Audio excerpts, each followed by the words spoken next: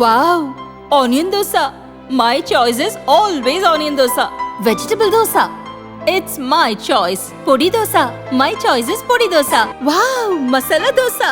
It's always my choice. Dosa வகைகளில் ஒவ்வொருவருக்கும் ஒவ்வொரு சாய்ஸ் இருக்கலாம். ஆனால் எல்லா வகை தோசைகளுக்கும் ஒரே சாய்ஸ் இதயம். கேரளாவில் உள்ள 20 லோக்சபா தொகுதிகளில் இதுவரை பாரதிய ஜனதா ஒருமுறை கூட வெற்றி பெற்றதே இல்லை. முக்கியமாக திருச்சூரில் காங்கிரசும் கம்யூனிஸ்ட் கட்சி மட்டுமே வெற்றி பெற்றுள்ளன. இம்முறை இதை மாற்றிக்காட்ட வேண்டுமென பாரதிய ஜனதா தீவிரமாக களம் இறங்கியது. செல்வாக்கு மிக்க வேட்பாளர்களை களம் இறக்கியது.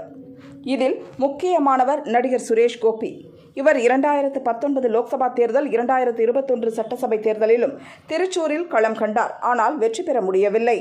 ஆனால் திருச்சூரில் பாரதிய ஜனதாவுக்கான ஓட்டு சதவீதம் உயர்வதை கண்ட பாரதிய ஜனதா மேலிடம் சுரேஷ் கோபிக்கு மீண்டும் வாய்ப்பளித்தது. பிரதமர் மோடி 2 முறை நேரில் வந்து பிரச்சாரம் செய்தார். சமீபத்தில் நடந்த சுரேஷ் கோபியின் மகளின் திருமணத்திலும் கலந்து கொண்டு வாழ்த்தினார். இவையெல்லாம் சுரேஷ் கோபிக்கு ஓட்டுகளாக மாறியது. 70,000 ஓட்டுகள் வித்தியாசத்தில் சுரேஷ் கோபியை வெற்றி பெறச் செய்துள்ளது. சுரேஷ் கோபியின் இந்த வரலாற்று வெற்றியின் மூலம் கேரளாவில் பாரதிய ஜனதா காலூன்றி உள்ளது.